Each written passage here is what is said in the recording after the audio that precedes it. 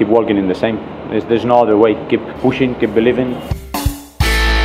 হংকংয়ের কাছে ঘরের মাঠে হারের পর এভাবেই নিজের স্বপ্নের কথা বলছিলেন জাতীয় দলের কোচ হ্যাভিয়ের ক্যাব্রেরা। তবে বাস্তবতা বলছে ৪৫ বছরেও স্বপ্ন পূরণ হচ্ছে না।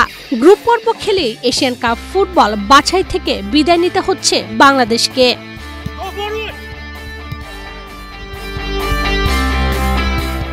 চূড়ান্ত পর্বে খেলার যে সম্ভাবনাটুকু রয়েছে, Gold's Gym across 30 plus countries with over 700 plus locations worldwide. Train anywhere, belong everywhere. তার ৭ সমুদ্র পাড়ি দেওয়ার মতো।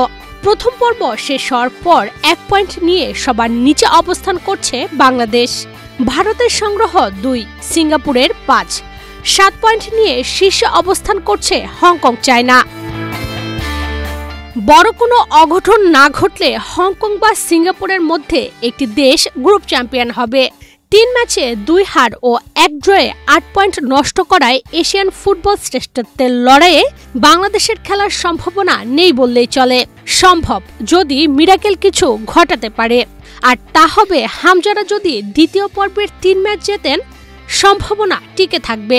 ৩ ম্যাচ জিতলেই চলবে না, অন্যদের ম্যাচের দিকে তাকিয়ে থাকতে হবে। হিসাবে আসলে এটা তো মেনে নিতে হবে। এক খেলা আমরা ওখানে হেরে আসছি হোম ম্যাচে, এখানে আসছি, ওরা যদি আমাদের হোম ম্যাচে যে জিতে আসতে পারে কেন আমরা পারবো না, সেই চেষ্টাই আমাদের মধ্যে আছে। ওইভাবে আসলে মানসিক দিকটাকে আমরা ওইভাবে চেষ্টা করছি ওদেরকে ইন্সপায়ার করতে। দেখেন যেখানেই যাই আপনার হোম ম্যাচ খেলতে গেলে হোম ক্রাউডটাই বেশি থাকে। আমাদের দেশও সেম আমাদের হোম ক্রাউডই ছিল, তো এরকম এক্সপিরিয়েন্স আমাদের সবসময়ই হচ্ছে। আমরা যখনই বাইরে গিয়ে খেলেছি এরকম এক্সপিরিয়েন্সের মধ্যেই আমাদের খেলে আসতে হয়েছে, এবং এটাই নিয়ম, এই নিয়মের মধ্যেই থেকেই খেলতে হবে। হ্যাট্রিক জয় পেলে হামজাদের পয়েন্ট দাঁড়াবে 10-এ। অন্যরা কি করবে সেটা পরের বিষয়। বাংলাদেশ আগে নিজেদের ৩ ম্যাচ জিতুক, তারপর না হয় অন্য হিসাব। প্রথম পর্বে কোনো জয় না পাওয়ার পরও কি টানা ৩ ম্যাচ জয়ের ব্যাপারে আশা করা যায়? অন্য সময় হলে সরাসরি না বলা যেত, এখন সব অসম্ভব সম্ভবই বলা যায়। প্রথম পর্বেই টানা ৭ পয়েন্ট নষ্ট করেছে, তারা আবার সব অসম্ভব সম্ভব করে কিভাবে?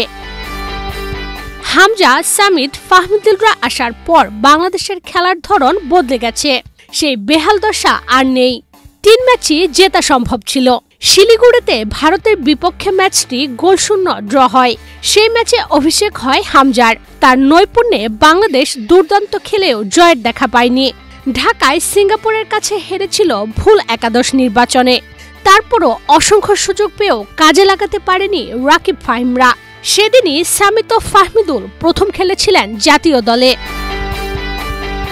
সিঙ্গাপুরের পর ঘরের মাঠে হংকং চায়নার কাছে হেরে যায়, অথচ গত ১০ বছরে বাংলাদেশ এত ভালো খেলেনি। হামজার দর্শনীয় গোলে বাংলাদেশ এগিয়ে যায়। প্রথমার্ধের একেবারে শেষ সময়ে রক্ষণভাগের ভুলে গোল খেয়ে বসে। দ্বিতীয়ার্ধে আবার ১-৩ গোলে পিছিয়ে পড়ে। সামিদ, ফাহমিদুল, জামাল ও জায়ান নামার পর পুরো ম্যাচই নিয়ন্ত্রণে নেয় বাংলাদেশ। ম্যাচে ৩-৩ সমতায় ফিরে। No, I think it's going to be a very exciting environment. It was a very, very intense also contest in Bangladesh. We are quite familiar with that, and looking forward to have the second match in that such a nice new venue like the one here in Hong Kong. অথচ match শেষে ৩০ second আগে গোল খেয়ে বসে। রক্ষণভাগ বা গোলরক্ষকের ব্যর্থতা তো ছিলই, প্রমাণ হয়ে যায় কোচের একাদশ সাজানোটাও ভুল ছিল। সামিদ, ফাহমিদুল, জায়ান ও জামালকে বেঞ্চে বসিয়ে রাখাটা ঠিক হয়নি।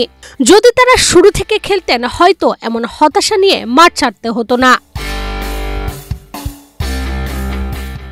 Priorities as usual when we travel. The main priority is to recover the full team. It was quite a long journey in the end,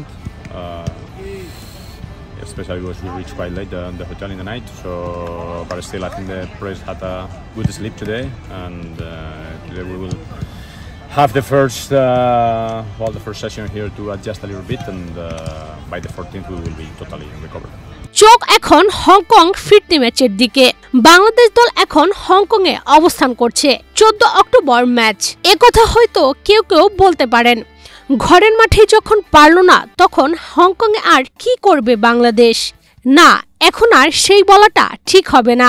1 বছর আগেও যদি হতো বলা যেত হংকংয়ে দাঁড়াতে পারবে না বাংলাদেশ। হামজা, সামিত, জায়ান, ফাহমিদুলরা আসার পর আগের সেই রুগ্ন অবস্থা আর নেই। ঢাকায় হংকংয়ের বিপক্ষে সামিত, জায়ান, ফাহমিদুল বা জামালটা নামার পর বাংলাদেশ যে ভয়ঙ্কর রূপ ধারণ করেছিল তাতেই আশা জাগাচ্ছে। ভুল থেকে মানুষ শিক্ষা নেয়। কোচ ক্যাবরেরা দ্বিতীয় পর্বে তা কি কাজে লাগাবেন?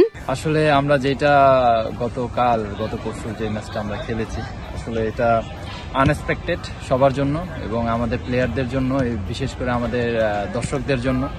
তো আসলে এই জায়গায় আসলে আমাদের কষ্টের ব্যাপার তো অবশ্যই অনেক আছে এবং এটাকে ভুলে আমাদের যে 14 তারিখে খেলা সেই জায়গায় আমাদের ফোকাসটা রাখা উচিত আমি মনে করি। এবং আমাদের দেখেন, যখন আপনি ম্যাচ হারবেন তারপরে আপনার যদি সুযোগ থাকে সেই ম্যাচটা জিতলেই আপনার সবকিছু চেঞ্জ হয়ে যাবে। তো আসলে এই জিনিসগুলো আমাদের মাথায় আছে এবং আমরা ওইভাবেই প্রিপারেশন নিচ্ছি ডে 1 থেকে। তো অবভিয়াসলি আমরা একটা ভালো রেজাল্ট করতে চাই এই জায়গায়।